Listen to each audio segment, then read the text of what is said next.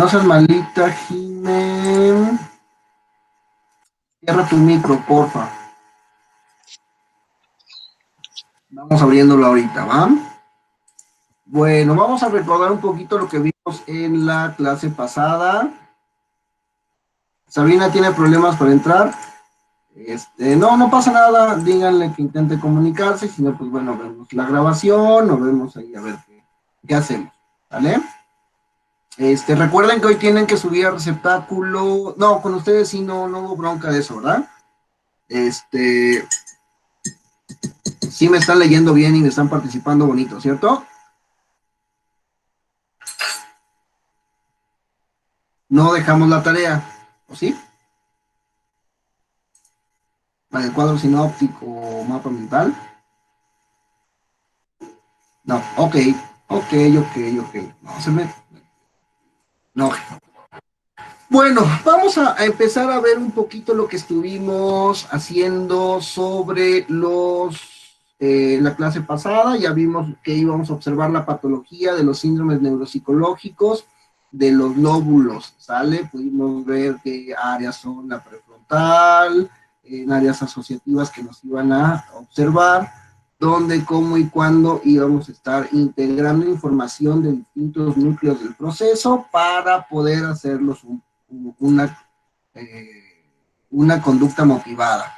Vimos que además hay áreas funcionales, los núcleos que hacen el proceso específico, las unidades motoras, que es lo que va a integrar tanto la sensibilidad como la expresión de lo que tendríamos que realizar.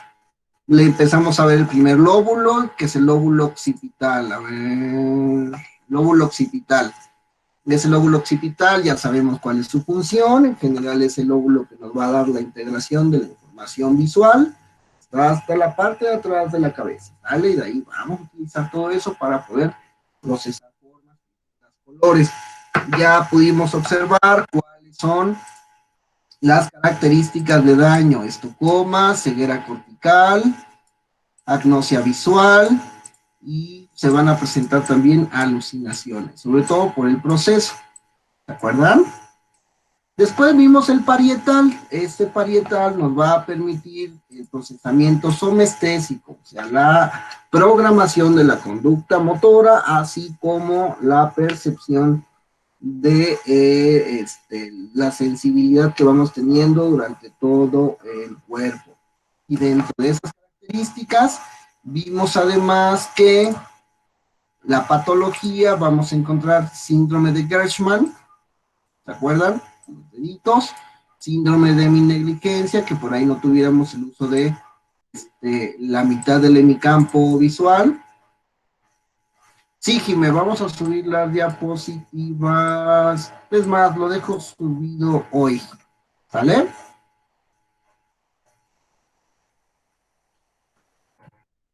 Y tenemos también el miembro fantasma. Recuerden lo que habíamos dicho, que hay personas que se quedan con amputaciones y tienen esa sensibilidad de que el miembro se sigue conservado. Apraxias, lo que habíamos hablado sobre la apraxia del peinado, del vestido y demás.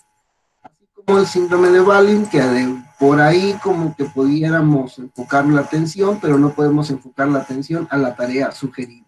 ¿Ok?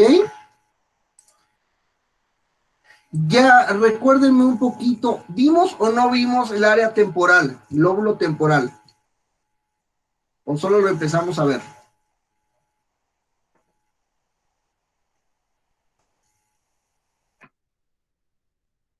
Los leo, los escucho. Sí lo empezamos a ver, gracias Ale, gracias Lupita. Recordemos que es la audición, la integración sensorial multimodal, el lenguaje, la memoria y la regulación emocional. De ahí les comenté el caso de la paciente que me llamó 57 veces, ¿verdad? ¿Llegamos hasta ahí? Ok. Entonces vamos a entrar a las características, ya habiendo pasado los lóbulos temporales y sobre todo los trastornos de percepción visual, del lenguaje, de la memoria y las características psiquiátricas que a veces ocurren en epilepsia del lóbulo temporal, como pegajosidad, agresividad, verborrea, paranoidismo, vamos a entrar a las patologías del lóbulo frontal, ¿sale? El lóbulo frontal es extraordinario, ¿por qué? Porque mide o más o menos equivale a 1/3 de la masa total del encéfalo. Hagamos cuentas. Un cerebro más o menos pesa 1 kilo. De ese kilo de masa va a estar consumiendo casi el 30% de toda la metabólisis del cuerpo. O sea, que si comemos un bistec, 1/3 parte de ese bistec va a ser utilizado para que el cerebro piense. De ahí, el lóbulo frontal va a recorrer 1/3 parte de nuestro cerebro, va a pesar 300 gramos, lo que significa que de todo lo que ustedes coman, beban e ingieran, el lóbulo frontal va a cobrarles el diezmo, 10% de todo lo que ingrese va a ser para el uso exclusivo del lóbulo frontal. Es muchísimo. ¿Por qué? Porque 300 gramos de masa en comparación a los 70, 60 kilos que pesa el humano, wow, es increíblemente demandante. Sin embargo, esta área es especial porque nos va a dar y nos va a permitir precisamente el procesamiento de toda la conducta motivada humana. Si ustedes ven, si ustedes rezan, si ustedes van a la escuela, si ustedes trabajan, si ustedes aman, si ustedes todo, va a ser porque el lóbulo frontal así lo busca, así lo programa, así lo desea. Si ustedes se ven violentados, si ustedes se ven agredidos, si ustedes emocionalmente procesan enojo, ira, asco, miedo, todo eso va a ser porque el lóbulo frontal nos va a hacer esa situación, nos va a poner esa circunstancia. ¿Sale? Y por ello es que el lóbulo frontal tiene todo o implica toda una revisión de una clase. El lóbulo frontal, según la guía de Luria, según la organización, ¿en qué área o en qué segmento se va a encontrar? ¿Se acuerdan? Primer bloque funcional, segundo bloque funcional o tercer bloque funcional. Los leo, los escucho.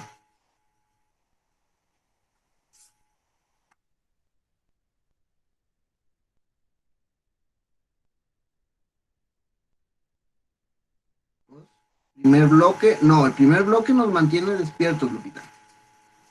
Es el que nos da la vigilia, el que nos permite tener tono cortical, el que nos permite tener fuerza. ¿Quién más? ¿Quién dice yo? El tercero, exactamente, Pedro. El tercero es el que nos va a mantener y coordinar la conducta, la motivación, lo que nos va a permitir salir de la cama. ¿Me puso algo? Entonces, ¿cómo los vamos a organizar con en este lóbulo frontal? El lóbulo frontal va a tener estructuras motoras y estructuras prefrontales. Las motoras van a ser aquellas que iniciarán el movimiento, ¿sale? Corteza motora primaria nos va a iniciar el movimiento, va a empezarle estas características mecánicas para poder realizar una y otra ocasión su proceso. La corteza premotora va a programar la actividad y el opérculo frontal nos va a ayudar a la expresión del lenguaje expresivo. La primera área es la que va a programar todo, la que va a iniciarlo. Imaginemos que tenemos un péndulo, ¿sale? Entonces, más o menos lo que va a iniciar el movimiento del péndulo y que va a permitir que el resto de la comunicación siga es la primera estructura, que es la corteza motora primaria. Se envía una instrucción a la corteza motora primaria y es la que va a iniciar todo el movimiento. Si no lo inicia esta corteza, es difícil que continúe. ¿Vale? Ahí vamos a observar el homúnculo de Penfield, el inicio de los fascículos corticoespinales, que realmente serían las áreas 4 y 6 de Brodmann. La corteza premotora va a ser la programación y va a ser cómo es que esta mecánica existe y va integrándose en múltiples mecánicas cerebrales, neuronales, para poder realizar su proceso. ¿Sale? ¿Recuerdan cómo era el ejercicio de puño, filo, palma que les había enseñado? O que hemos visto en clase, mejor dicho. Bueno, precisamente cuando nosotros ya tenemos automatizado el proceso, parar el proceso o generar un nuevo proceso o cambiar el proceso es lo que se hace pesado, es lo que se dificulta. ¿Por qué? Porque la actividad de la corteza premotora ya fue aprendida, ya fue realizada, ya fue programada. ¿Sale? De ahí también que observamos esta coordinación mano-ojo en los campos visuales de los ojos. ¿Vale? ¿Se acuerdan de esas noticias cuando decían que los videojuegos ayudaban a la coordinación mano-ojo? Es porque esa programación del frontal necesita esa retroalimentación. Recuerden los síndromes cuando vimos el occipital. Hay formas en las que nosotros, por más que queramos realizar la acción, no la vamos a poder concretar porque mano, ojo no van a estar coordinadas. ¿Vale? El área frontal se encarga de realizar ese segmento de atención dirigida. Más o menos. Y cuando vamos a observar esto en un lenguaje expresivo es porque la parte opercular y triangular, o sea, área 44 y 45 de Brodmann, van a estar observándose en paralelo para poder expresarlo. Lenguaje no significa solamente fonoarticulador. Recuerden que también es lenguaje no verbal o lenguaje, vaya, no físico, corporal. Incluso en la melodía, en lo que yo quiero decirles. Porque también modificar la forma en que lo digo puede ser parte de la mecánica de comunicación que esté expresando. ¿Queda entendido? Para eso nos vamos a ocupar esta parte de la corteza motora del frontal en la expresión de ese lenguaje expresivo. ¿Vale?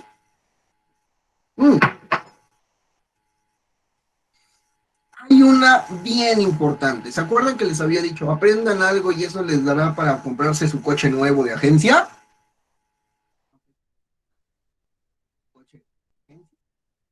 Eso va a ser la corteza prefrontal del funcionamiento ejecutivo en la planificación de la conducta. El área dorsolateral, cingulada y orbital o orbitofrontal son las responsables de todo el problema de la vida humana. Observen que todos los demás síndromes tienen que ver con rasgos neurológicos, ¿no? Florecita, buenos días, ¿cómo se encuentra el día de hoy?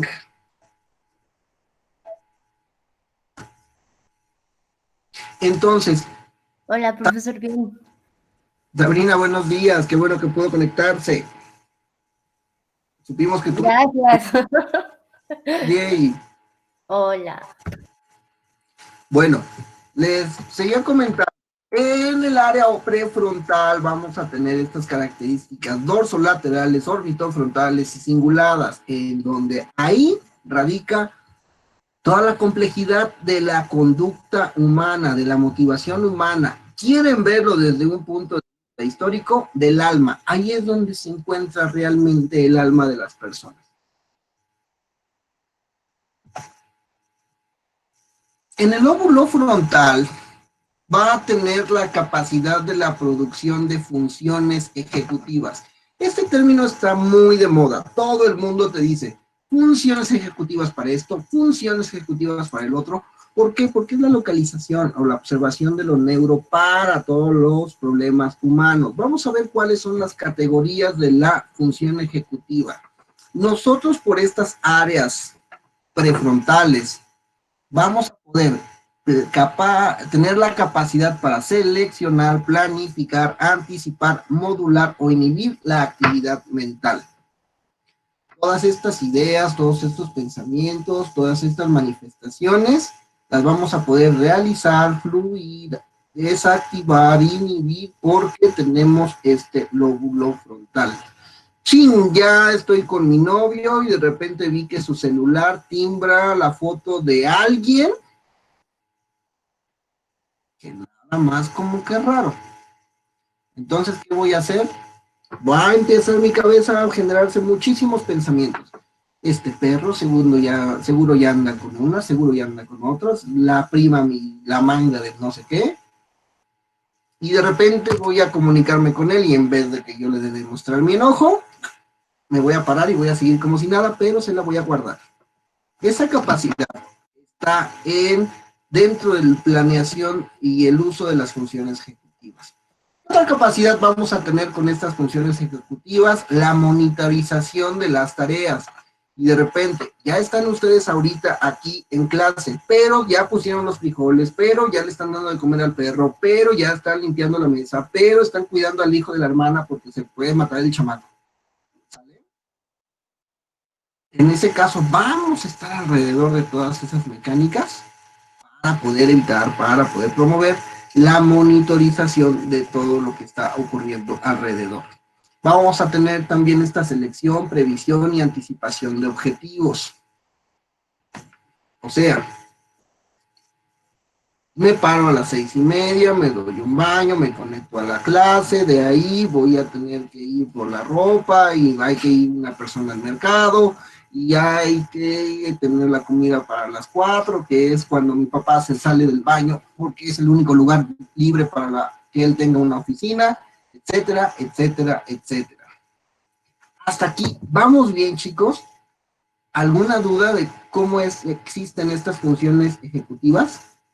Los leo, los escucho.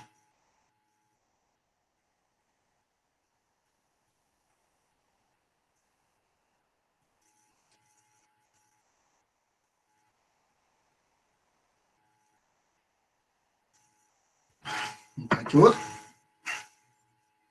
estoy solo.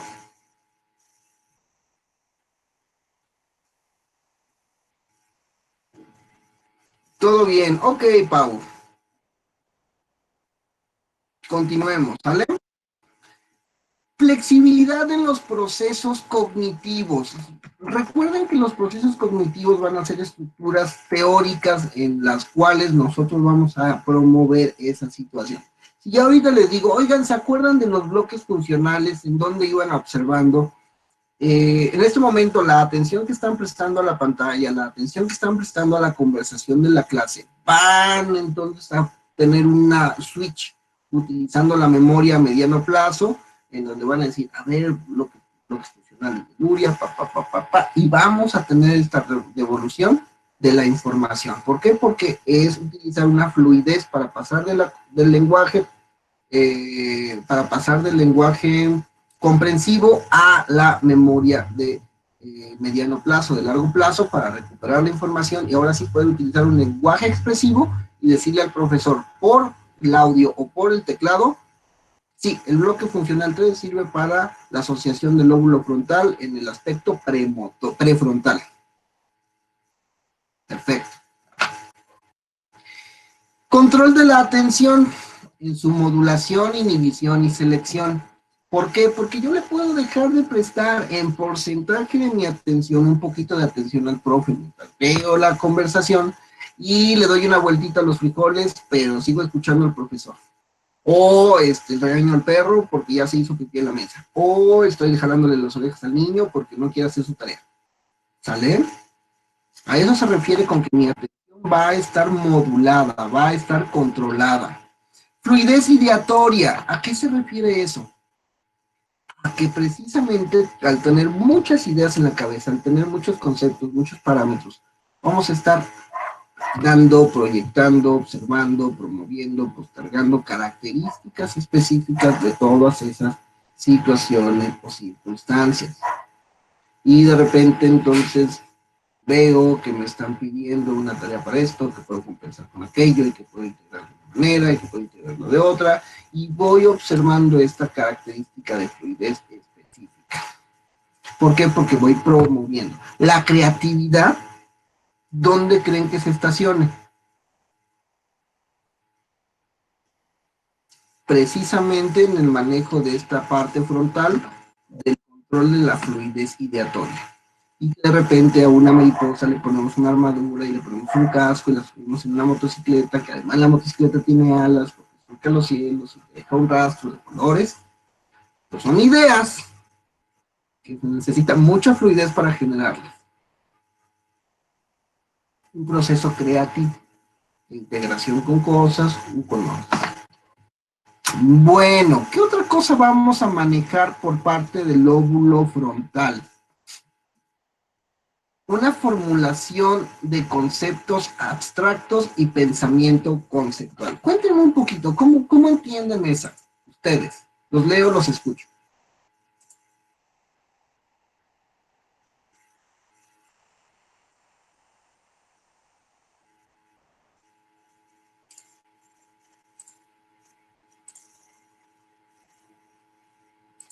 Chicos.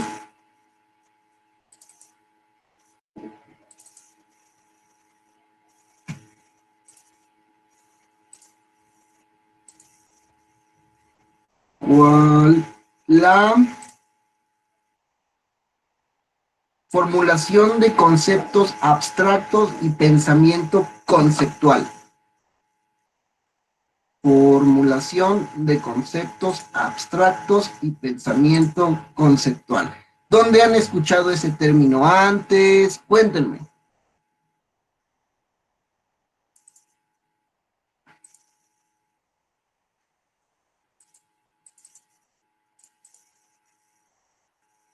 Formulación de conceptos abstractos y pensamiento conceptual.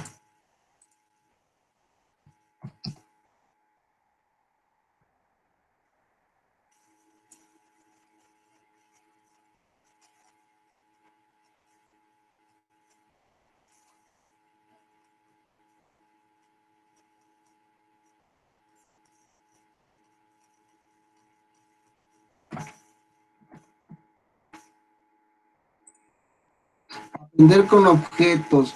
Oh, tiene algo que ver. Les doy una pista. Piaget. ¿Ya tuvieron clase de desarrollo humano? Entonces seguramente tuvieron que tocar Piaget en algo que se llaman estadios. ¿Esos estadios a qué se referían?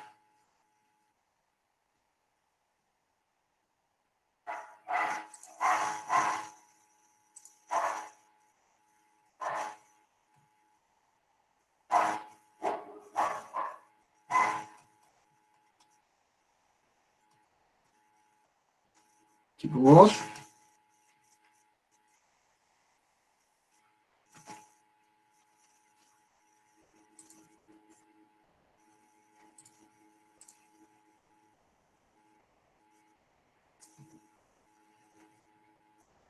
¿Hay alguien en casa?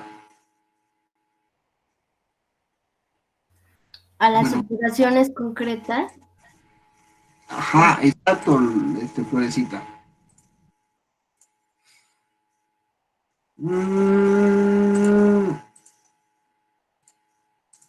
Ahí va. Estamos observando que el lóbulo frontal va a tener este control y dentro de estas características de las funciones ejecutivas vamos a tener la formulación de conceptos abstractos y pensamiento conceptual. Yo puedo entender que parte del manejo, parte del control de esta área va a ser el que me permite a mí llegar a la última etapa de procesamiento cognitivo que menciona Piaget. ¿Cuál es la última etapa? Operaciones. Los leo, los escucho.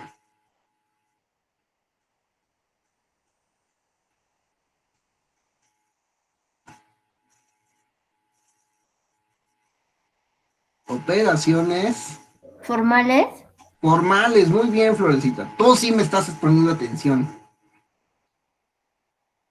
Entonces, porque chicos, no se crean, por ahí cuenta la leyenda que se ponen los audífonos y que se quedan en la cama y que ahí atienden su clase. ¿Mm?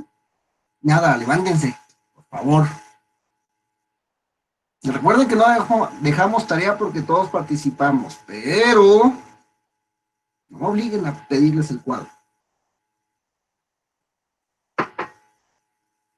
Vale. Dentro de estas operaciones formales, observamos que el chico va desarrollando su cognición, que primero necesita aprender objetos, figuras, manejos. Cuando tenemos una etapa muy inicial en la vida y conforme vamos pasando, cada vez somos más hábiles cognitivamente para entender la realidad, primero desde una etapa objetal, en donde yo sé que existe algo que tiene una forma, que tiene un peso, que tiene una figura, y después conceptualmente puedo decir que ese teléfono es una u otra situación, una u otra cosa.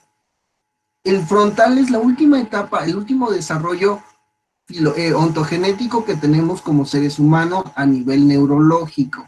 O sea, el frontal se va desarrollando, se va estructurando por ahí arriba de los 16, 17 años. En hombres, el frontal es el que se va a quedar ahí después de hasta los 24 años. En mujeres es un poquito antes, se reporta que entre 16 y 18 ya se tiene el desarrollo de los frontales, así como se van a quedar en capacidades, en formas, en manejos, ¿vale?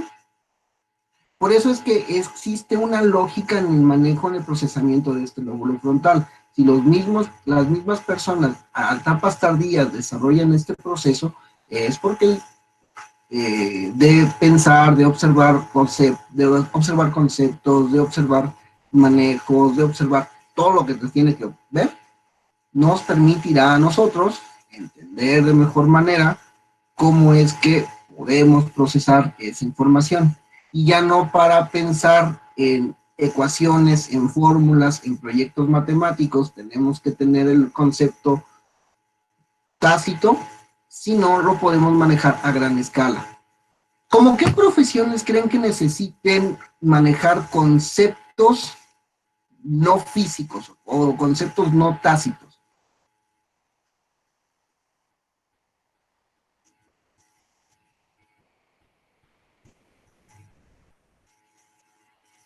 Muchachos.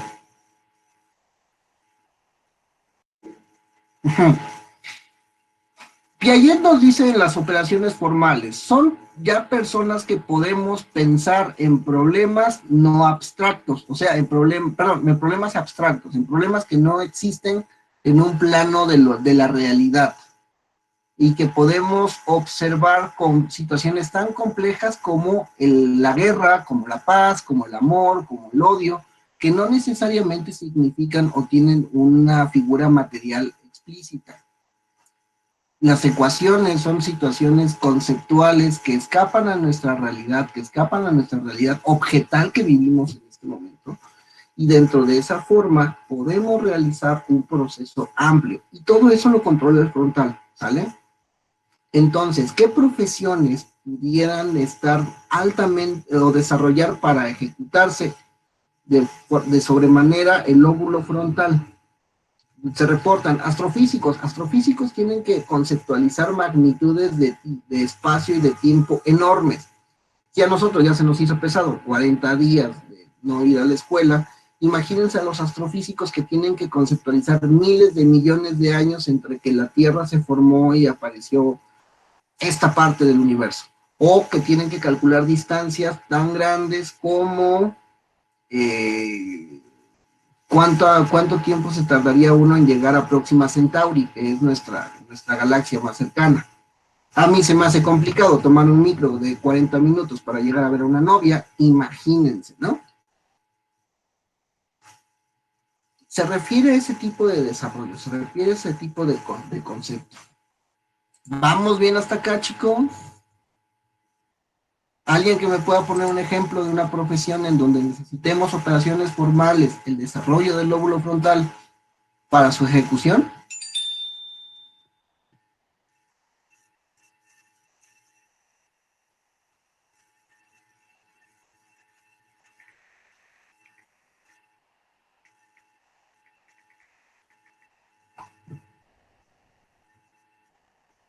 ¿No hay participación? Bueno, vamos a hacer... A ver, Fer, Va de nuevo. El lóbulo frontal va a regular, entre muchas cosas, la formulación de conceptos abstractos y pensamiento conceptual. Conceptos abstractos y pensamiento conceptual es el que nosotros logramos en el cuarto estadio de Piaget. ¿Hasta ahí todo bien? ¿Vale? Vale. Se observa que hay personas, o pudieron observar en su clase, que hay personas que más o menos se quedan hasta el anterior estadio, o que no necesariamente tenemos que desarrollar el último para nuestra vida cotidiana. Pero hay profesiones que sí necesitas observar todo esto desde una formulación abstracta, compleja, de un pensamiento de cuarto estadio piagetano. ¿Cómo qué profesiones?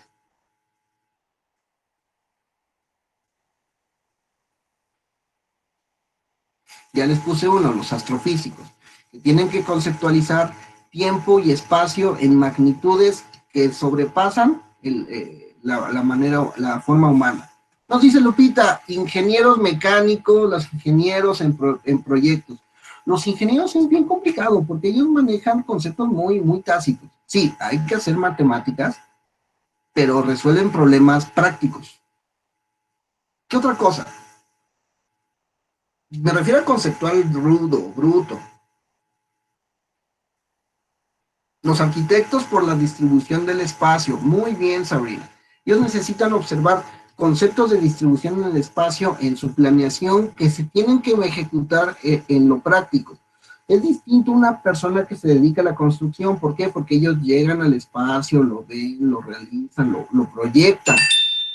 Porque lo proyectan de manera clara, y no es el arquitecto que tiene que diseñarlo en función de dónde corre el aire, cómo se ve el viento, de qué manera está llegando el sol, ¿no? Complicado. Muy bien, chicos. Vamos a ver el control de la fórmula, la memoria de trabajo. ¿Se acuerdan qué sería la memoria de trabajo? Recuerden, tenemos un background, tenemos un escritorio, tenemos una pizarra, y cada una de las cosas que hemos ido observando tenemos que integrarlas en un concepto, en un receptáculo, en un momento mental, y después organizarlas y llevarlas a nuestra memoria a largo plazo. Organizarlas de una forma tan cómoda que a mí me permita utilizar esta memoria, una estructura de evocación para que yo las pueda traer en el futuro. Prestemos atención a la clase, observamos los ejemplos del profe, vemos los ejemplos que ya habíamos leído, observamos la presentación, todo esto lo dejamos en un plano temporal. Este plano temporal lo guardamos y lo mandamos a la memoria de largo plazo para que en el examen, cuando vengan las preguntas, ¿qué creen? Ahora sí tenemos esa situación ampliada y clara. ¿Por qué? Porque estoy recuperando todo en esta parte de la memoria de trabajo.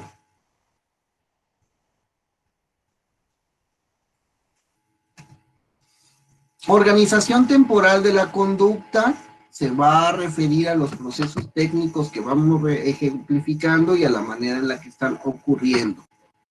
Habilidad para participar de manera interactiva con otras personas, autoconciencia personal y conciencia ética. Observe que aquí ya vamos con otras características de lo humano, la manera en la que yo me vinculo, la forma en la que yo me relaciono, las ideas preconcebidas que voy generando a lo largo de mi vida, los prejuicios, los juicios, la manifestación de todas esas características. Está padrísimo. ¿Por qué? Porque estas tres condiciones finales que nos menciona el autor nos permite expresar de mejor manera cómo es que se da la socialización, cómo es que se da el concepto de lo humano. Autoconciencia personal, ¿a qué creen que se refiera? ¿Quién soy? ¿Dónde estoy? ¿De dónde vengo? ¿Qué representa mi figura? ¿Qué representa mi persona? ¿De qué forma estoy manifestando mi humanidad? Conciencia ética, ¿a qué creen que se refiere? La manera en la que yo respondo, yo represento, yo observo la relación y la vinculación que tengo con el otro.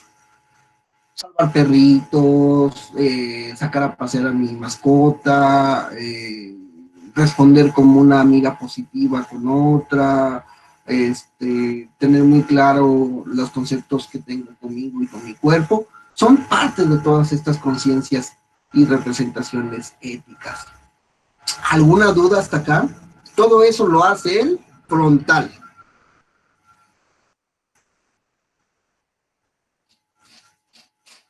¿Alguna duda hasta este momento? Muy bien, Sabrina. Ok.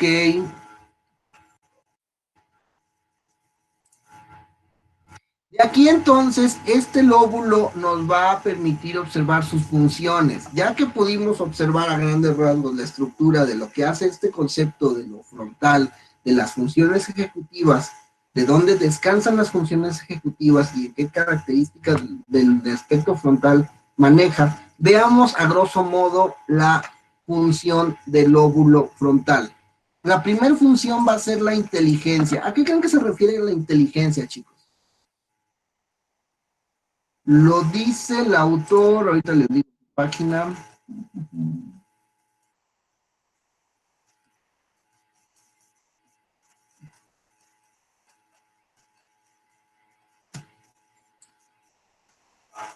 Espérame tantito, ahorita lo ponemos.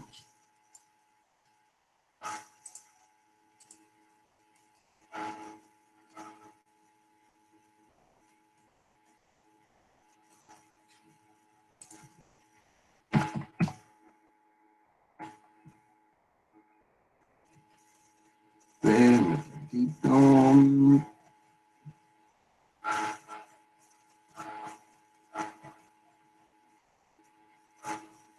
Primero.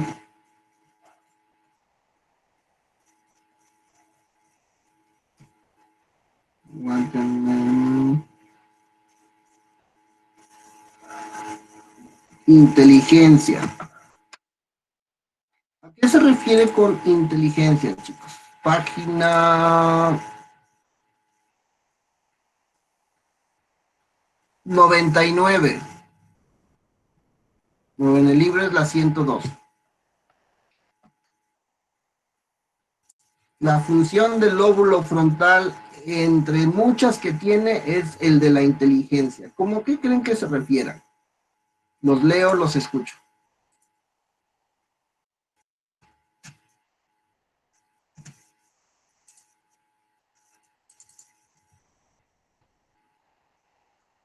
¿Qué nos decía el autor?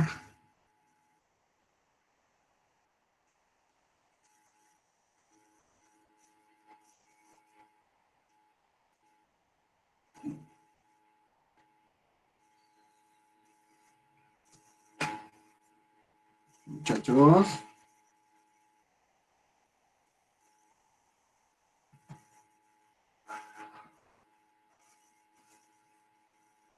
Bueno.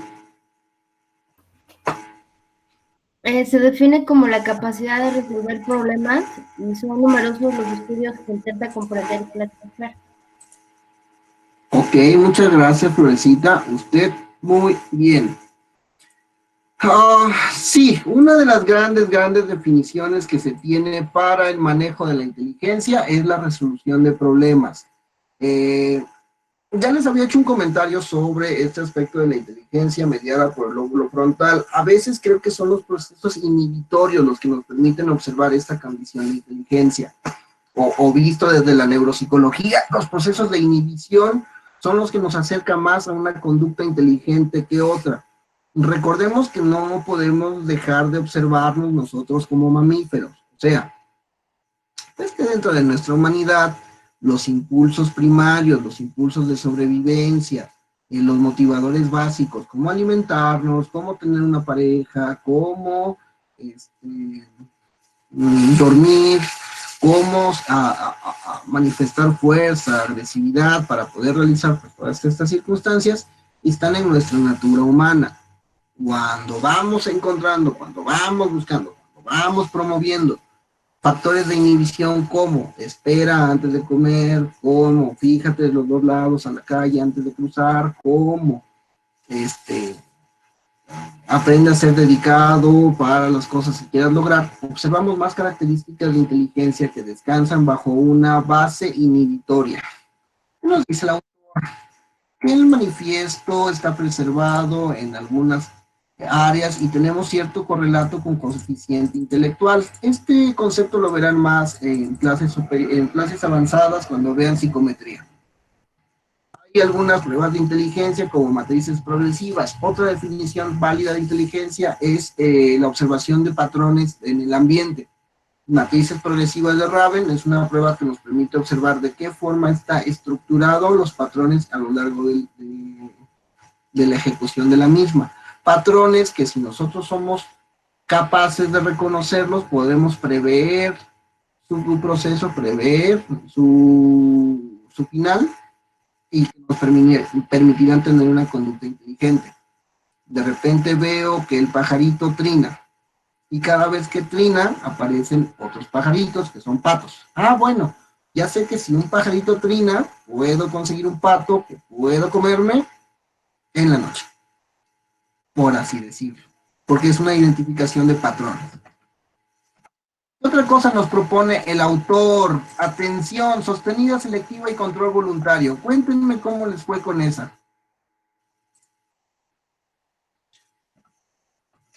Los leo, los escucho.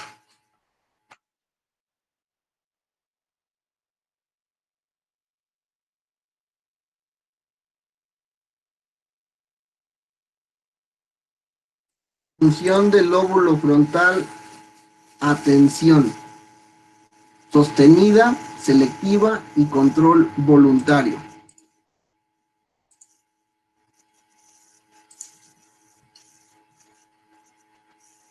La sostenida, ajá, Sabri.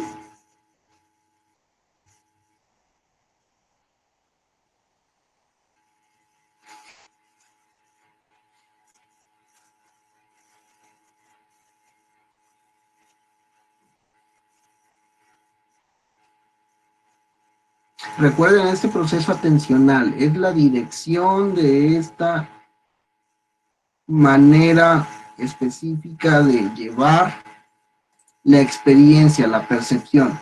Dice Sabrina, la atención sostenida, según yo, es la que se le llama la atención a que deseas comprender, creo. Vamos a hacerlo más técnico. Nosotros tenemos una percepción. Esta percepción es general, ¿sale? La percepción que tiene la piel, nuestra vista, nuestro oído. Para toda esta percepción que no tiene llenadera porque está constantemente bombardeada por el medio, el proceso atencional nos permite enfocar el proceso de percepción a un plano o a un punto.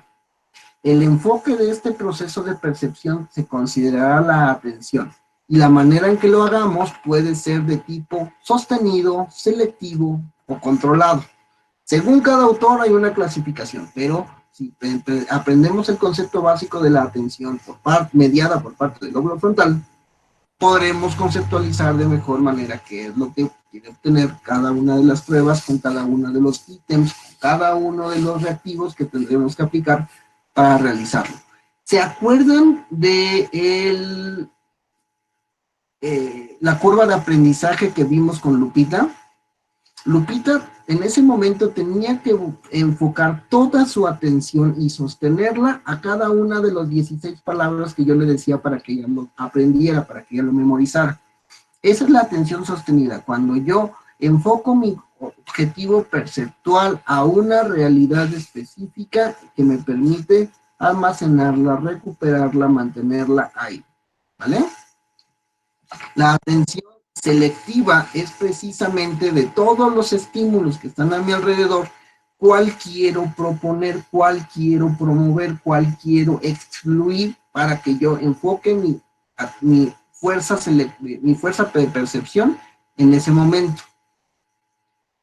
Tenemos un cuarto lleno de 10 personas. Todas las personas son nuevos conocidos, son personas que nunca habíamos visto. Entonces nosotros vamos a mantener un proceso de atención selectiva, explorando las 10 personas y observando aquella con la que tendré mayor empatía.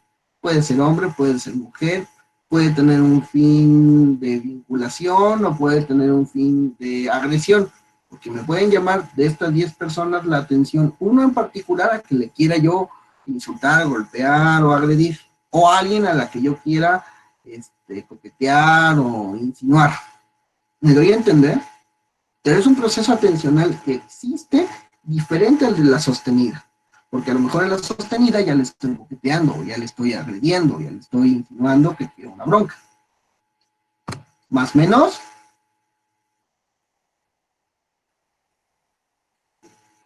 Veamos de qué forma existe, gracias Ale, veamos de qué manera existe este control voluntario. El control voluntario se va a observar dentro de la mediación de nuestros propios objetivos, dentro de la mediación de nuestras propias motivaciones.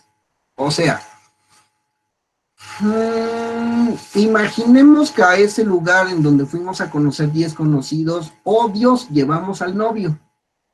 Y aunque haya un chamaco dentro de esos 10, alguien guapísimo, pues yo voy a tener que voluntariamente excluir esa persona porque si no mi novio se va a dar cuenta que quiero coquetear con otro, o viceversa.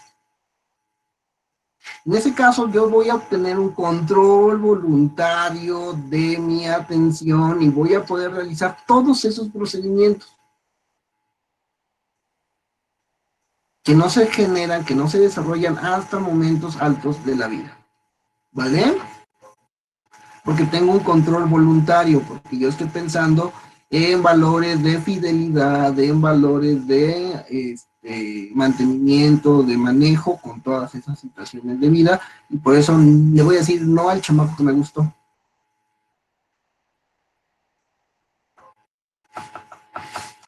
¿Qué no se nos propone en la memoria?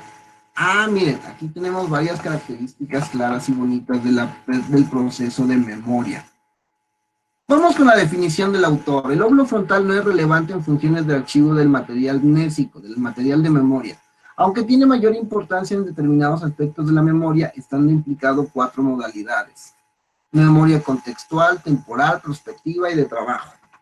Nótese que si bien el temporal nos maneja la gran cantidad de la memoria, el frontal nos permite la estructura de la memoria en función de su uso. Yo puedo almacenar y tener mucha información y saber qué fecha fue la que mataron a Pato Stanley, qué pasó el día del temblor de alguno de los últimos que ocurrió, o cuántos sabores de paletas venden en la Michoacana. Perfecto. Pero es una información de la memoria que a mí no me va a servir para nada hasta que me pueda servir para algo. Y de repente toda mi familia me dice, ay, se me antoja una paleta, ¿de qué quieren? Y pues nadie va a saber de qué quieren porque todos están en casa. Pero por ahí Pedro les va a decir, ah, pues mira, hay de chocolate, de fresas con crema, de sandía, de plátano, de guayaba, de melocotón, de zanahoria con cerezas, de limón con chamoy. Y nos va a sacar de su memoria todo el receptáculo de las características específicas del menú de las paletas de la Michoacana. En ese caso vamos a observar que está existiendo una memoria de la fuente, donde algún lugar en donde se produjo un aprendizaje y que lo podemos aplicar al día de hoy. Vamos a observar una memoria de estas, un fenómeno bien divertido es de la memoria prospectiva. ¿Se acuerdan que ya habíamos hablado de eso?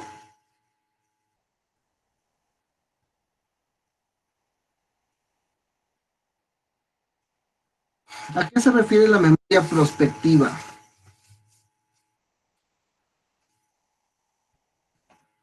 Vamos al autor porque siento que ya no llegaron ahí, muchachos.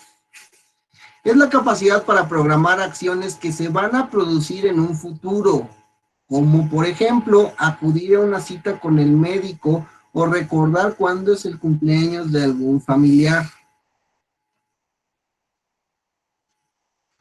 Es esa extraña memoria que nos va a permitir trabajar con el futuro. Aunque se supone que toda la memoria es del pasado porque ya ocurrió, ya lo registré, son actos del futuro que nosotros nos permitiremos explorar.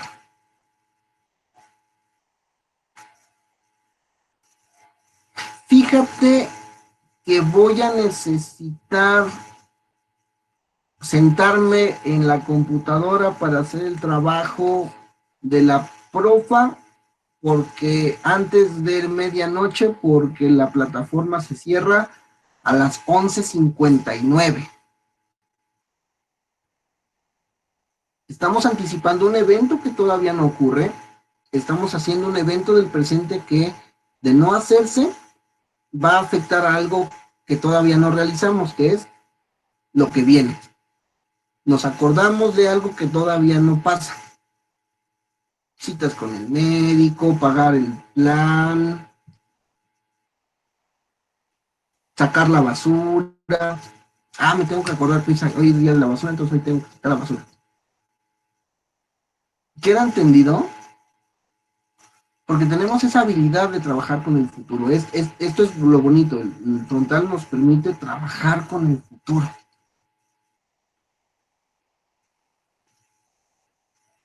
Ok. Memoria de trabajo. Esa también es importante porque es la que nos va a permitir incluso el manejo claro de muchas situaciones a nivel escolar, a nivel clínico, a nivel de todos lados. Dice, es una memoria de trabajo a corto plazo que actúa como un sistema que provee almacenamiento temporal de la información, permitiéndonos el aprendizaje de nuevas tareas como aprendizaje y razonamiento. Gracias a la memoria de trabajo se pueden realizar simultáneamente dos o más tareas, como leer un libro al tiempo que recordamos lo que ya hemos leído en capítulos anteriores. La memoria del trabajo entonces nos va a permitir, memoria de trabajo, nos va a permitir integrar ese proceso creativo en segmentos específicos que nos servirán a futuro. ¿Se acuerdan cuando iban en primaria y les permitían a ustedes, bueno, les pedían a ustedes aprenderse la tabla del 7 y lo que venía en el examen era, escribe la tabla del 7? ¿A alguien le pasó?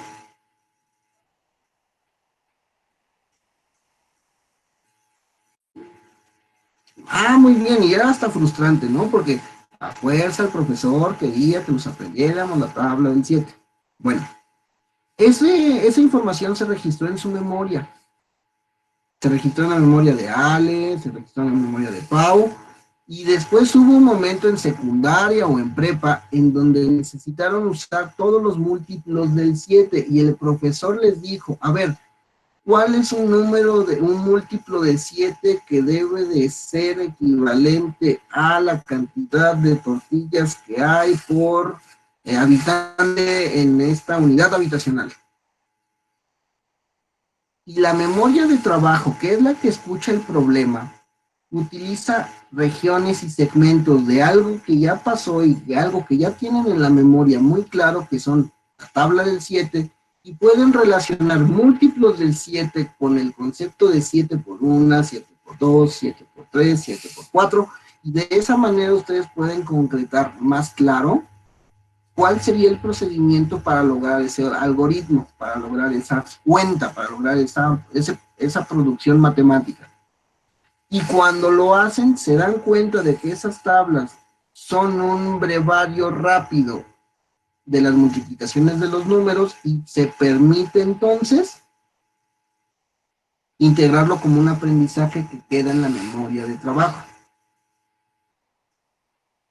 ¿Ven cómo más o menos funciona?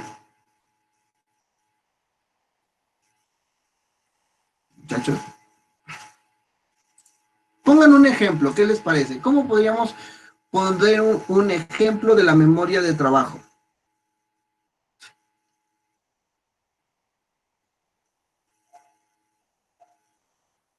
Que la regula, sí, el temporal, pero en su estructura frontal.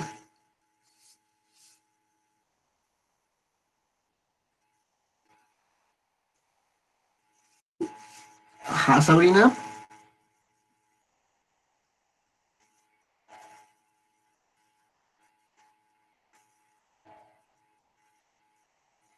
Sabrina.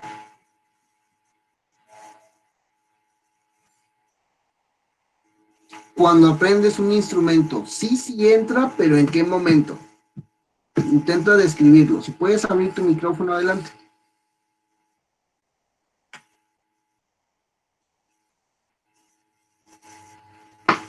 Bueno, intentemos poner el ejemplo que nos da Sabrina, ¿va?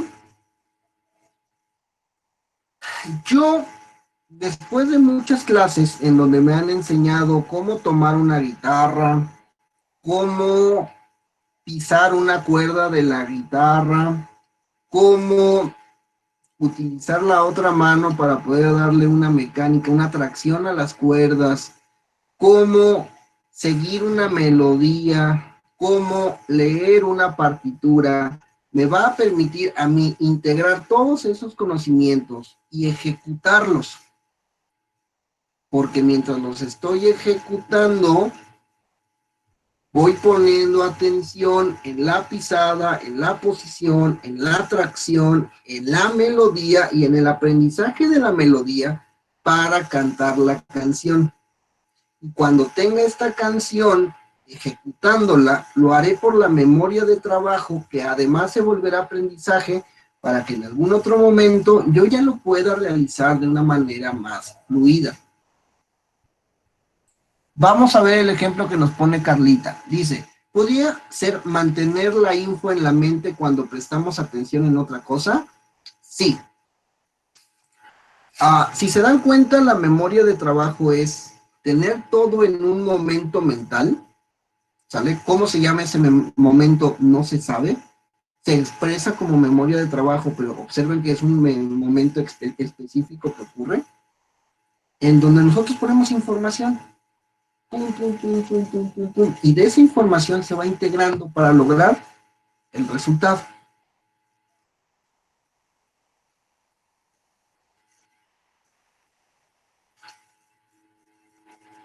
¿Crees que puedas poner un ejemplo, Carla?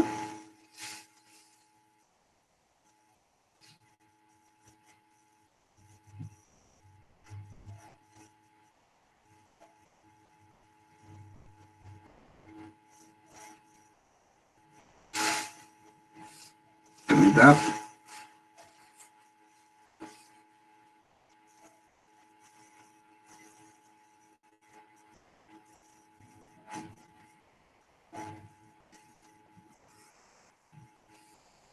Ya se fue Carla.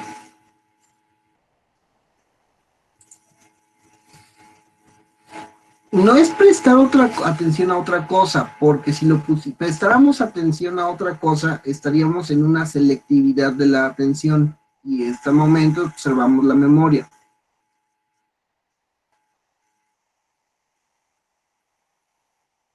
Digamos que llegamos otra vez al salón de clases, ¿sale? Y entonces todo el mundo empieza a chismearse. Ay, fíjate que yo aquí, que yo ya me mandó el mensaje, que otra persona me puso en el Face. Vamos integrando todas las características de ese mensaje.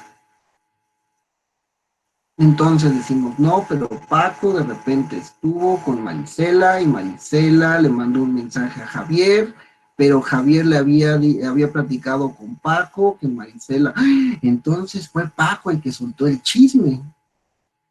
Cuando ya estamos rodeados de mucha información alrededor de la memoria y todo eso se integra en el momento. La mejor prueba que se ha podido diseñar para observar la memoria de trabajo es la repetición de dígitos. ¿Por qué? Porque yo tengo que escuchar al profe o yo tengo que escuchar al examinador decir 4, 6, 9, 12, 13 para que yo repita 4, 6, 9, 12, 13. Y conforme voy logrando más números de elementos, 6, 12, 14, 21, 57, 93, 45, 39, 82, 95, es donde voy a empezar a tener 4, 3, ta, ta, ta, ta, ta, ta, ta. Y con eso vamos a tener una cantidad de memoria de trabajo que puedo medir, que puedo observar. Más o menos.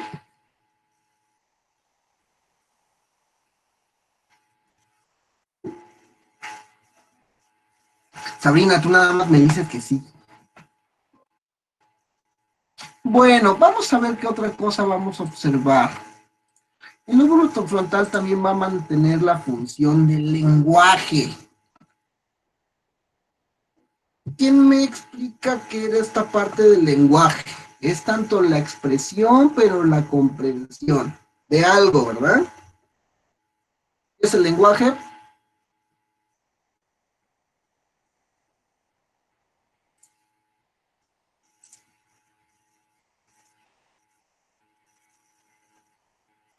Integración de símbolos y signos que puede comprender otra persona, o las definiciones que vayan poniendo ustedes. A nivel neuropsicológico, se observa que el frontal es la sede del lenguaje expresivo, o sea, que existe una asimetría entre ambos hemisferios, ya que el Broca en el frontal izquierdo es el responsable de la fonología del lenguaje oral, así como de la expresión escrita, pero el homólogo de su Broca en el lado derecho controla prosodia, lenguaje expresivos y gestos con significado emocional. El frontal es el que nos va a permitir hablar, expresarnos, ¿sale? Lado izquierdo me va a permitir estructurar las palabras que quiero decir. Y el lado derecho me va a permitir estructurar la forma, el sentido y el significado que quiero expresar del mensaje que quiero transmitir. Por eso, cuando vimos las afasias en los otros hemisferios, había unas afasias que eran de solamente comunicación, de solamente elementos cognitivos, como que yo no sé qué significa esto, o no me acuerdo qué representa esto, o no entiendo qué es esto. Y hay otros en donde la modulación de eso no la puedo comprender. Cuando alguien me dice un poema, lo único que leo son frases. ¿Queda claro en eso, en ese sentido? Y lo vamos a observar sobre todo en el lenguaje expresivo. Dígame, Estefanía.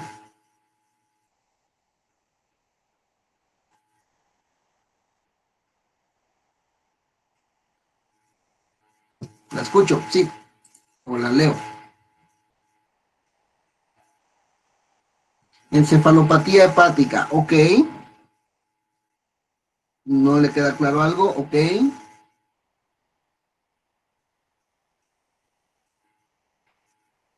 Mm, mm, ¿Dónde leíste encefalopatía hepática?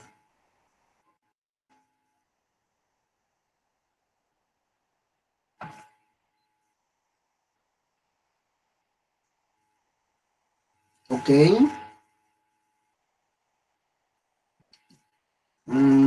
Mira, más que nada porque no es como el tema, pero si queremos juntarlo un poquito lo podemos hacer. La encefalopatía hepática responde a la hepatopatía hepática, ¿sale? La hepatopatía hepática se da porque el hepato, o sea, el hígado, empieza a fallar. El hígado es una suerte de producción farmacológica para el cuerpo. Muchos de los procesos de desecho entran al hígado y este los metaboliza para que tengamos algunas sustancias básicas para la vida.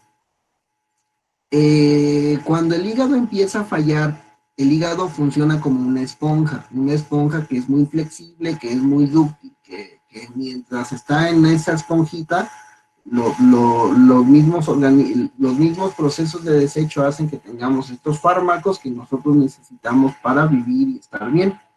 Pero cuando empieza a fallar en su movilidad y se empieza a hacer menos, la producción del desecho de esas sustancias tóxicas, porque obsérvese que todo nuestro torrente, de todo nuestro aparato digestivo va a parar al hígado después de haber sido removido y sacado por por el jugo gástrico, empieza entonces a perder movilidad, empieza a perder permeabilidad.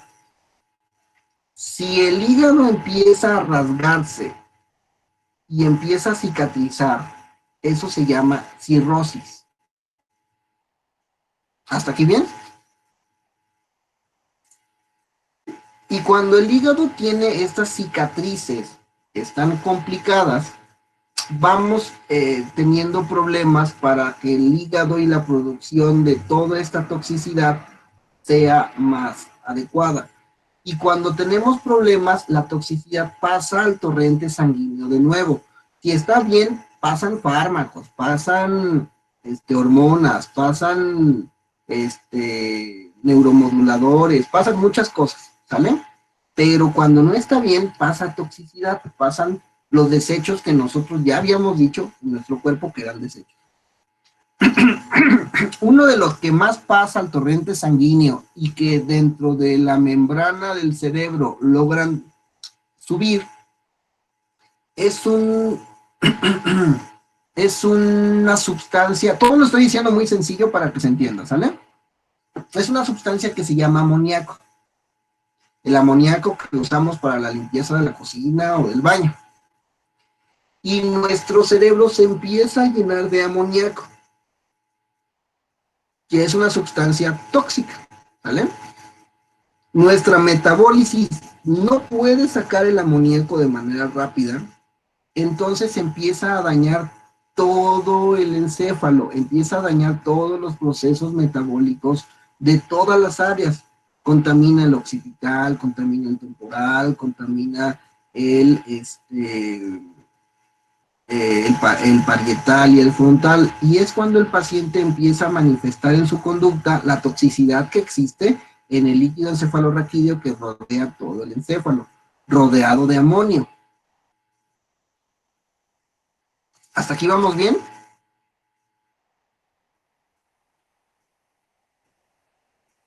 Ok. La hepatopatía, la encefalopatía hepática puede ser de grosso modo considerada una enfermedad del cerebro por una mala falla o una falla en el proceso del hígado. Y regularmente es porque se procesa de forma inadecuada, se procesa de mala manera. Y se manifiesta en alucinaciones, en paranoia, en agresividad, en de muchas situaciones. Aunque no solamente en ese caso se afecta el cerebro, se afectan todos los demás órganos. Porque todos los demás órganos también son susceptibles a la sangre. Pero como el cerebro pues manifiesta conducta, vemos que el corazón late más rápido, vemos que los músculos se están empezando a llenar de ácido láctico, vemos, o sea, vemos muchas cosas, vemos los ojos amarillos, vemos todo eso, pero es por la hepatopaticidad. Cuando es del cerebro, pues es encefalopatía, porque es enfermedad del cerebro, enfermedad del encéfalo. Van a afectar los frontales, por supuesto, porque recordemos que los frontales es una tercera parte, y si está sobreestimulada con amoníaco, que ustedes han olido y han visto el amoníaco, pues es muy potente, es muy poderoso, va a estar estimulando eléctricamente las terminales axonales, y ahí es donde se hace la machaca, y donde los pacientes sufren mucho. Cuando se les controla, cuando hacemos que el hígado vuelva a funcionar mejor, cuando metemos una sonda, cuando quitamos el amoníaco de manera natural con orina o con suero, unidades de suero, el paciente va recuperándose. Ajá.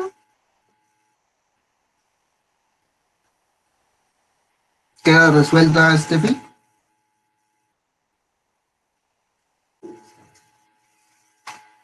Sí, pero es porque digamos que nuestro cráneo se vuelve una copa de amoníaco.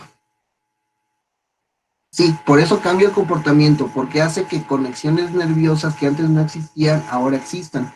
Pero como lo hacen en tanto estrés, cambian a ondas alfa, beta, delta, gamma.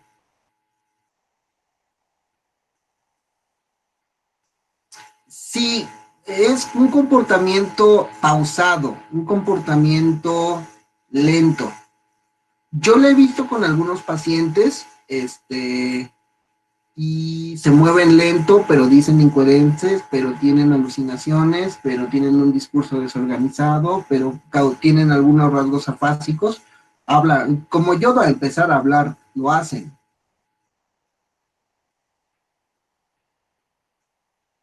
Pero es porque les falla el hígado, no es porque el cerebro se encuentre mal. Cuando compones el hígado, el cerebro regresa al estado normal. Siempre y cuando no haya pasado mucho tiempo. porque si pasó mucho tiempo puede tener daño cerebral. O sea, mucho tiempo me refiero a 2 o 3 semanas así. A veces se quedan, ¿sale? ¿Por qué? Porque al final es que el amoníaco es un solvente, y si tú disuelves una célula nerviosa, pues ya no la recuperas. No es inmediato, no es de que ya te empezó a fallar el hígado a las 6 y a las 8 ya quedaste con daño cerebral permanente. No es así, pero si pasan 2 o 3 semanas y no les puedes quitar el nivel de amoníaco en el cerebro, sí va a haber un daño. Curiosamente, el paciente fallece muchísimo antes. ¿Por qué? Porque pues el corazón cuando lo llenas de amoníaco es más sensible que el cerebro, o los músculos. Puede haber un infarto a nivel muscular y el paciente ya no la cuenta.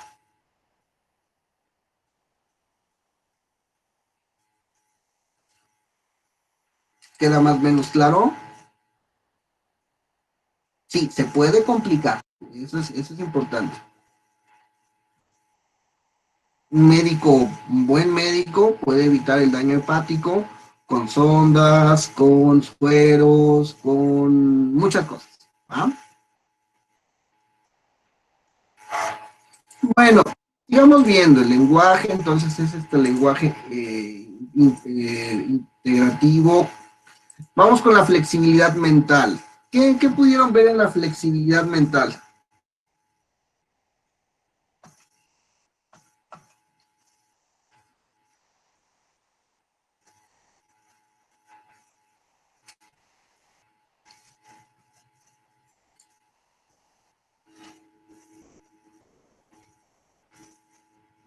Chicos, flexibilidad mental.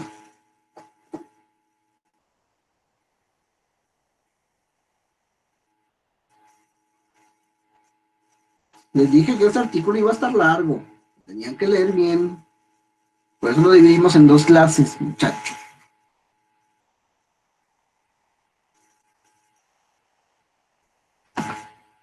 Flexibilidad mental, vamos a ver.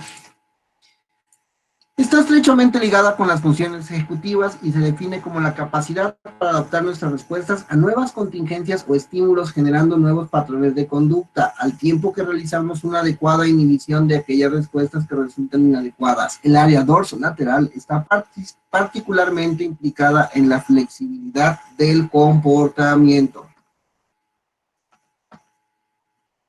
¿Han escuchado, han visto la manera en la que ustedes no se puede dejar de leer las cosas?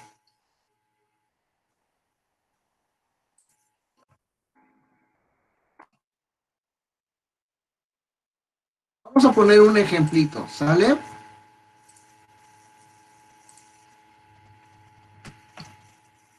Para observar la flexibilidad mental, que es cómo nosotros vamos cambiando de un segmento al otro, ¿sale?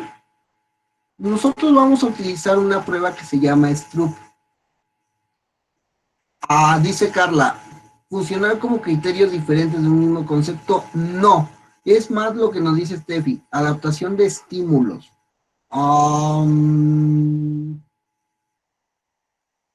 Si fuera una situación completa de tu cuerpo, como si estuvieras en clase y de pronto tiembla, no, tienen la misma mecánica. Digamos que tú eres, Carla, tú eres maratonista. Adaptas el comportamiento, pero adaptas la parte mental del comportamiento. Un problema sería, ¿cuánto es 4 más 3 más 12 menos 7 por 24 entre 1?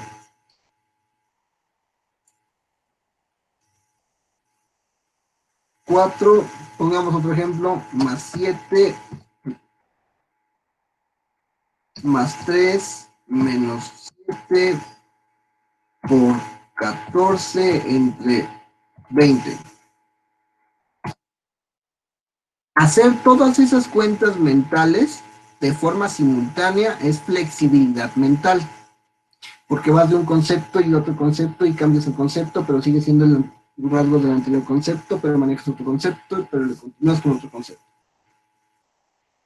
Flexibilizas es de sumar, a restar, a multiplicar, a dividir.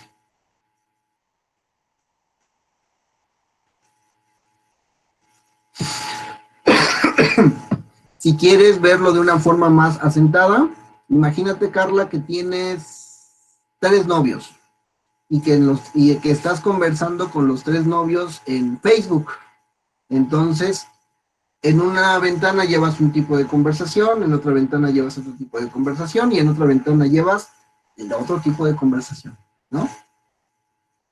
Llevas en paralelo las mismas conversaciones, pero de distintas formas. Y tú tienes que observar tu flexibilidad para pasar de uno a otro a otro. En la clínica se observa esta manera de la siguiente forma.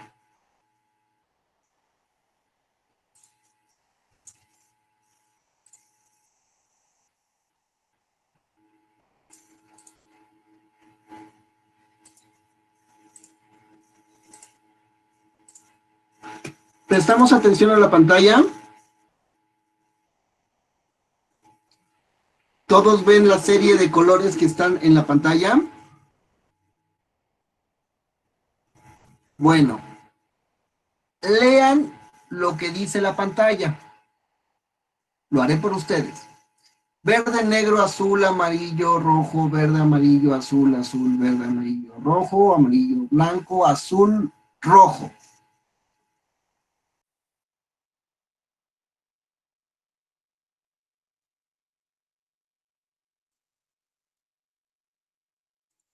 ¿Ok?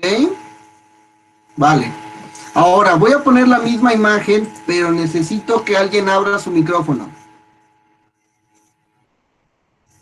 Un voluntario.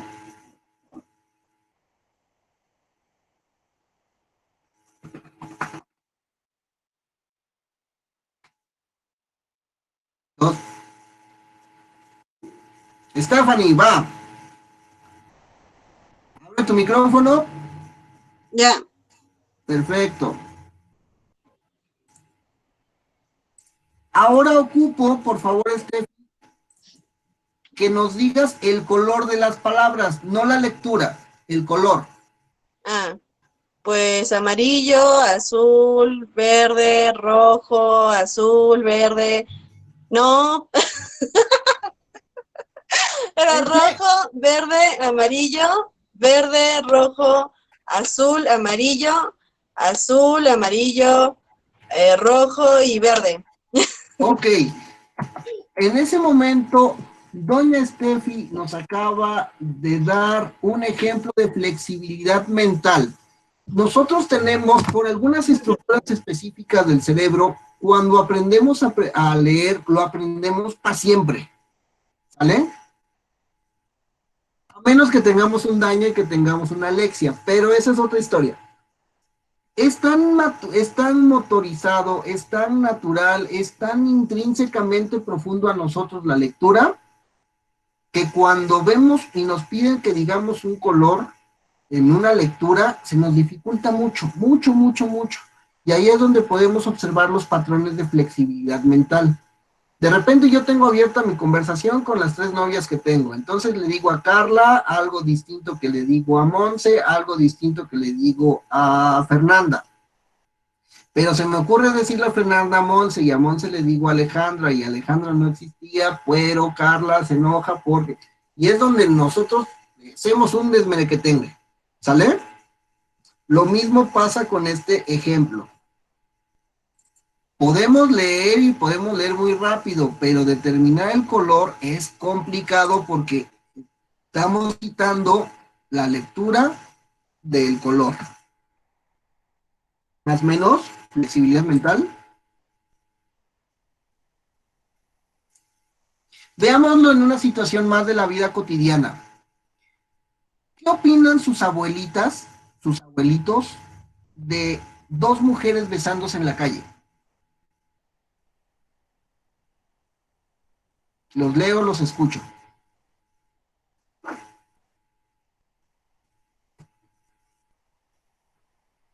¿Qué opinan sus abuelitas, sus abuelitos de dos mujeres besándose en la calle? Besado de boca, sí. Beso. ¿Qué es incómodo? Ok.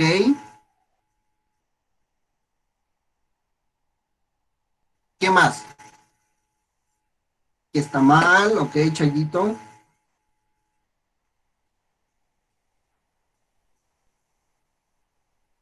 A ver, cuéntenme ustedes, ¿qué opinan de dos mujeres besándose en la calle?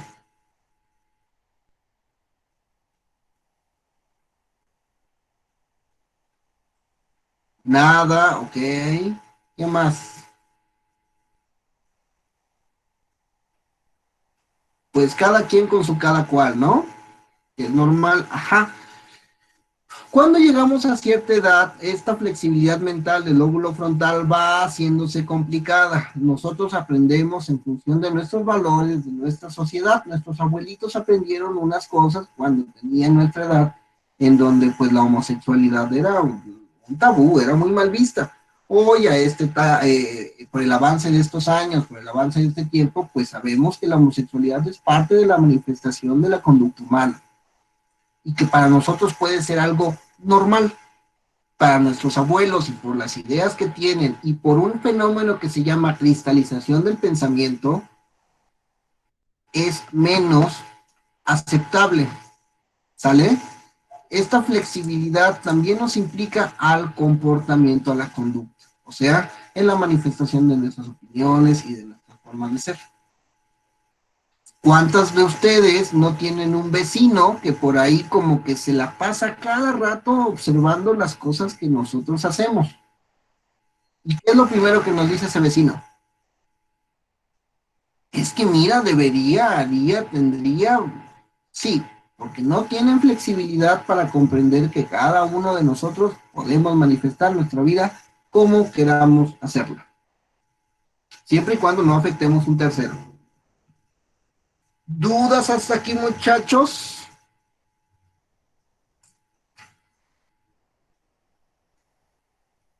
Si siguen participando bien, vamos a salvar la clase, ¿eh? Porque no, ni modo. Marco conceptual. Muy bien, Alex, muy bien, Paus, muy bien.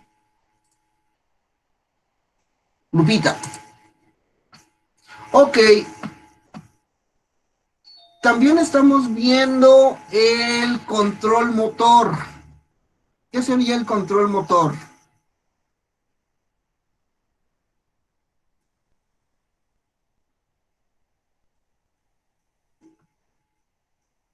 Sistema nervioso. Ajá.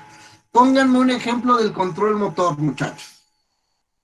El control, no la ejecución. Para la ejecución y la sensibilidad está el parietal. En este caso vamos a coordinar nuestro control motor. Decisión de las actividades motoras. Ok, un ejemplo. Bailarinas de ballet. Agarrar un lápiz, pero antes de agarrar, realizar la grafía del lápiz. ¿Sale? Queremos verlo de manera amplia, personas que bailan ballet, personas que aprenden salsa, personas que hacen cha-cha-cha, y no charmín, cha-cha-cha del baile. Un chistecito para que les alegre el lunes, muchachos. ¿Sale? La capacidad que tenemos para realizar esto es control motor. Sí, coordinación, sí, observación, sí, atención, pero sobre todo es porque controlamos la forma. Cuando somos niños se les pone a los muchachos jugar operando, porque ahí van afinando su control motor. A dibujar adentro de las líneas del dibujo. ¿Algún otro ejemplo?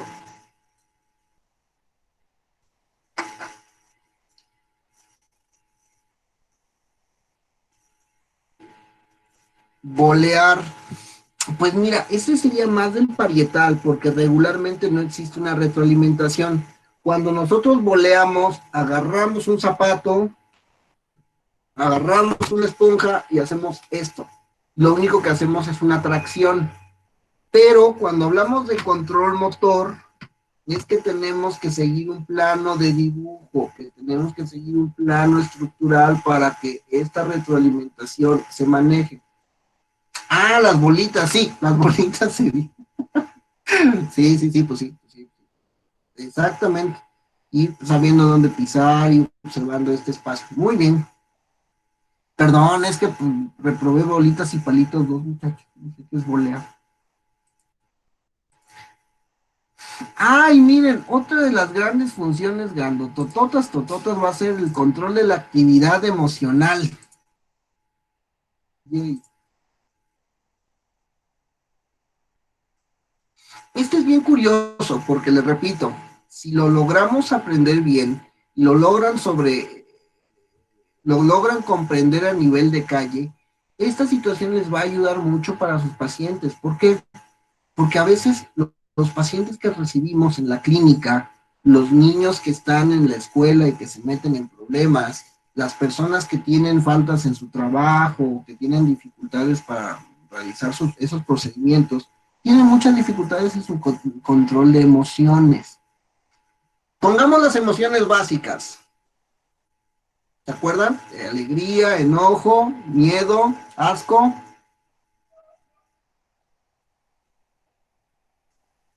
¿Cuántos más? Alegría, miedo, enojo, asco, tristeza, ándele. Digamos, ándale, vamos a jugar con lo de intensamente, Raúl. Matea. Bueno, en este sentido, cuando existe este control emocional, asco, muy bien, nosotros debemos de ir observando cada una de estas emociones, interiorizándola y expresándola, ¿no? Nosotros estamos en un velorio, alguien falleció por COVID y pues vamos a brindarle nuestro pésame a la funeraria, grupos de 5 en 5. Asco es una emoción, sí, es repulsión, porque imagínate, Chayito, que hueles huevos podridos o que olfateas carne echada a perder. Eso es distinto a tu alegría, distinto a tu tristeza, distinto a tu enojo. Es asco. Imagínate, Chayito, que ves una cama llena de cucarachas o que ves un cesto lleno de serpientes. Provoca asco, ¿vale? Bueno, estamos en este velorio y en este velorio por ahí, ¿qué hacemos? ¿Alguien cuenta un chiste y nos ponemos a carcajear de risa? No, control emocional. Podemos, en función de las necesidades, adecuar el estado de ánimo que nosotros presentamos. Oigan,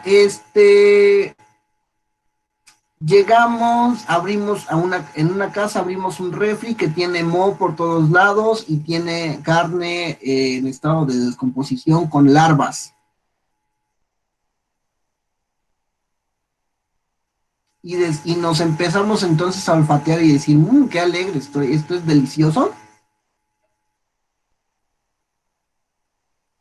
Incluso hay un sobresalto, hay una sobrecircunstancia, ¿no?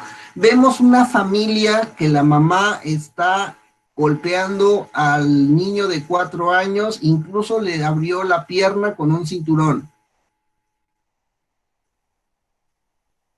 Y felicitamos a la mamá y le decimos, tú muy bien porque estás educando bien a tu hijo. Exactamente, exactamente.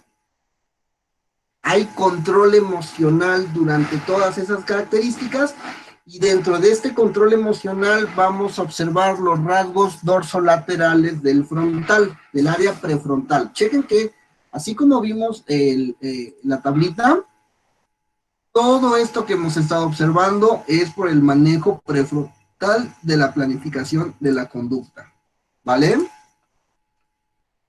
Oigan, yo tengo furia y voy y muelo a golpes a la señora que está pegándole al hijo. No, me controlo y tomo cartas en el asunto o lo ignoro, cualquiera de estos.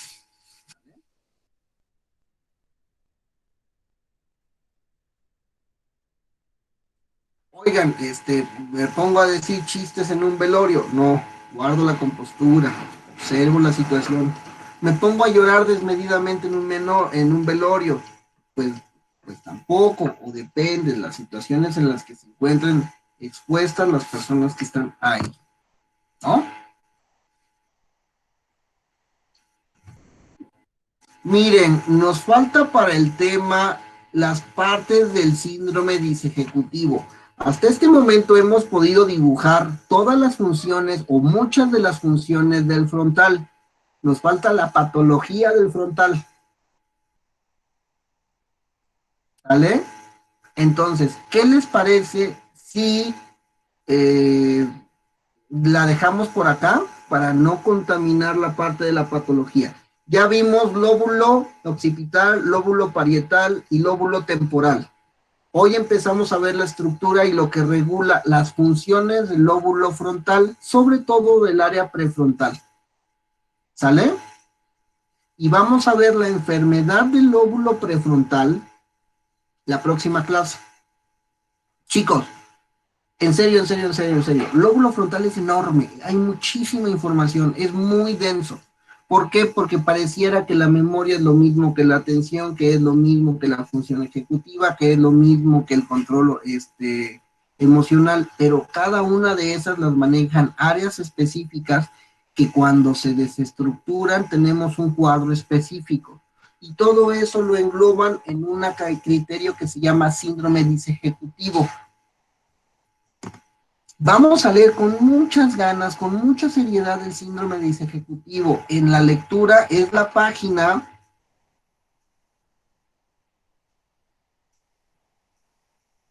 empieza en la página 104. Todos prestamos atención a la pantalla. Patología del síndrome disejecutivo. Véanla, revísenla, estudienla. Si siguen participando poquitas personas, voy a dejar el mapa. Página 104 del libro, Sabrina. Porque está grandote el tema, ¿sale? Mucho, mucho, mucho de lo que vamos a hacer en valoración neuropsicológica en el taller que estamos dando va a ser una valoración del síndrome disejecutivo si existe. Y el síndrome disejecutivo puede presentarse enmascarado en depresión, trastornos de sustancias, abandono escolar, apatía, enojo, conducta de riesgo, relaciones sexuales sin consentimiento o sin protección, etcétera, etcétera, etcétera, etcétera. ¿Sale? Son cosas de la vida cotidiana, ¿no? Revisen la conciencia. Si veo que de plano no lo leyeron, sí les voy a pedir su tabla para este viernes, porque nos vemos miércoles, ¿no? Les pido su tabla y empezamos con la nueva lectura. Vamos a dejarla por aquí, ya los siento cansados. Terminamos la grabación.